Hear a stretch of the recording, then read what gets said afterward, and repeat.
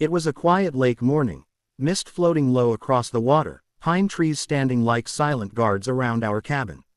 My wife, Sarah, stood on the gravel driveway with a clipboard, supervising 2 contractors installing a new iron gate at the entrance to our property. Nothing dramatic, just a gate, or so we thought. The old wooden gate had been rotting for years. Hinges rusted, lock useless. Anyone could push it open. With the number of lost tourists wandering onto our land lately, replacing it was basic common sense. Sarah had handled everything legally. Property survey, permits, contractor license verification, even the county notification. She had just signed the final inspection form when the white SUV arrived. If you've ever lived near HOA, you already know the type of arrival. Too fast, too aggressive, too self-important. The vehicle skidded to a stop at the roadside like it was responding to a national emergency instead of a gate installation. Out stepped the woman who would soon regret every decision she'd made that morning. Karen Whitmore, president of the Pine Ridge Lakeside Homeowners Association. Clipboard clutched like a weapon. Sunglasses oversized. Expression permanently outraged. She marched straight up the driveway without greeting anyone. "What do you think you're doing?" Sarah smiled politely. "Good morning. We're replacing our private gate." Karen looked at the iron structure as if it were a crime scene. "You cannot modify community-facing structures without HOA approval." "This is not community property," Sarah replied calmly. "This is our land. Our survey is registered with the county." Karen stepped closer, lowering her voice like a threat. "All exterior changes must be approved. You people moved in and immediately started acting like rules don't apply to you." Sarah remained composed. "That calm strength is one of the reasons I married her. We filed with the county 3 weeks ago. Everything is compliant." Karen didn't argue further. She did something far more ridiculous. She pulled out her phone and dialed 911. "Yes, hello," she said loudly enough for everyone to hear. "There's unauthorized construction happening. I feel threatened. There are strangers on private community access land." Sarah blinked once. Just once. Then she folded her arms and waited. The contractors exchanged looks that said, "This again." Karen ended the call with dramatic emphasis and turned to Sarah with triumph. "Police are on their way." Sarah simply nodded. "That's fine." But Karen wasn't finished. She leaned closer, voice sharp. "You've been warned before. This is a controlled lakeside community. Not some military outpost." That line would age poorly. I arrived 15 minutes later. I had been at the marina reviewing maintenance reports when I got Sarah's message. HOA president called police over the gate. "Please come home." Not urgent, not emotional, just factual. That's when I knew she was irritated, not scared. As I pulled into the driveway, I saw the sheriff's cruiser parked near the road. A deputy stood speaking with Karen, who was gesturing dramatically toward our property like she was narrating a documentary about lawlessness. Sarah stood calmly beside the new gate, arms folded. I walked up beside her. "You okay?" I asked quietly. She nodded. "She called emergency services because of hinges." I sighed. Bold strategy. The deputy approached us. "Morning. I'm Deputy Collins. We received a report of unauthorized construction and trespass." I handed him a folder. Survey map, permit approval, contractor licenses, property tax record, utility boundary confirmation. He flipped through the documents for about 10 seconds before his expression changed from official concern to restrained amusement. He turned back toward Karen. "Ma'am, this is their property." Karen's posture stiffened. "That's impossible. That access road is community managed." Deputy Collins pointed at the survey. "Their boundary begins at the roadside marker. The gate is entirely within private land." Karen's voice sharpened. "They are restricting visual continuity of the neighborhood aesthetic." The deputy blinked slowly. "That is not a law enforcement matter."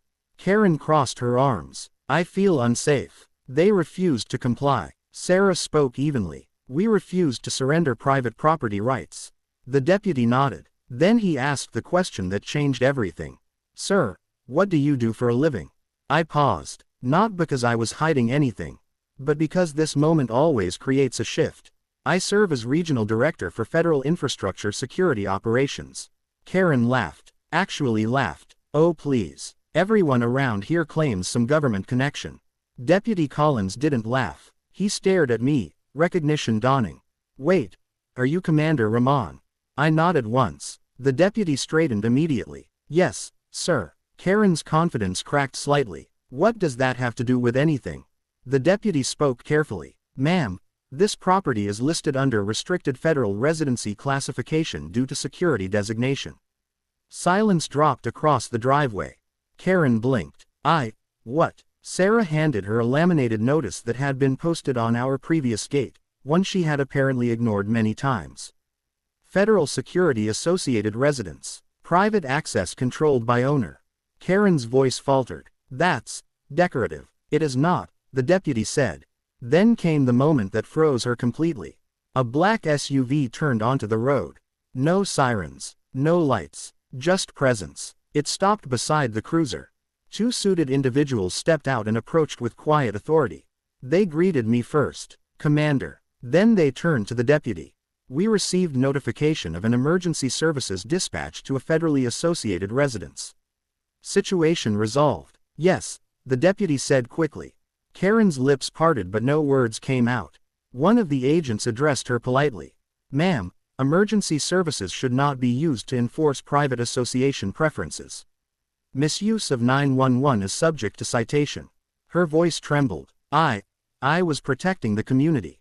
The agent nodded calmly. The community does not supersede federal property rights. Sarah added gently, nor county law. Karen looked from one uniform to another, realization spreading across her face like frost. She had not just challenged homeowners. She had challenged people she had no authority over. And she had done it loudly, publicly, and legally incorrectly. But the story didn't end there. Because Karen filed a formal complaint with the HOA board that same afternoon. She claimed unauthorized structural modification, security obstruction, non-compliance with aesthetic guidelines, threatening presence of contractors, which forced us to attend the next HOA meeting. That meeting became legendary. The room was full, residents curious, board members tense, Karen confident again. She believed procedure would restore her authority. She presented photographs of our new gate like evidence in a trial. This installation disrupts community cohesion and violates appearance standards. Then the board chair turned to me. Do you wish to respond? I placed a single document on the table. Federal jurisdiction acknowledgement, county property confirmation, emergency service misuse report, and a formal notice of liability exposure for interference with designated residence security. Silence spread across the room. Then the county zoning officer, invited by us, spoke. This property is not governed by HOA exterior modification rules due to registered classification and pre-existing exemption filed at purchase. Karen's face drained of color. The board chair cleared his throat. It appears the association does not have authority in this matter. Karen whispered, that cannot be correct. Then came the final turn. I spoke calmly. Additionally, due to repeated harassment, false emergency reporting, and unauthorized entry onto our access road, we are filing a civil action for interference and defamation. You could hear someone drop a pen. Sarah added softly, we prefer peaceful neighbors. But we insist on lawful ones. Karen did not speak again that evening.